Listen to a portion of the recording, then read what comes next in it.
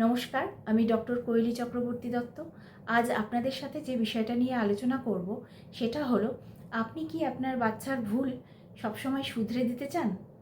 আপনার বাচ্চা নতুন একটা কাজ শুরু করেছে অথবা কোনো একটা কাজ করছে, তক্ষুনি কি বলেন যে এটা ভুল হচ্ছে অথবা এটা এই রকমভাবে করা উচিত, ওই রকমভাবে নয়?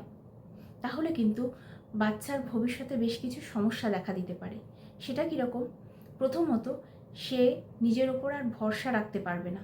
কোনো কাজ করতে গিয়ে মনে হবে যে এটা আমার পক্ষে করা সম্ভব নয়। দ্বিতীয়ত, সে ভয় পাবে এবং ভয় পেয়ে যে কোনো কাজ করতে গেলে সে পিছিয়ে আসবে।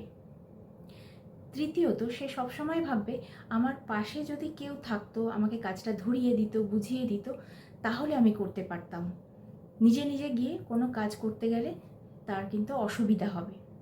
এই ধরনের সমস্যাগুলো বাচ্চার ভবিষ্যতে আসতে পারে অথবা অনেক সময় আসেও।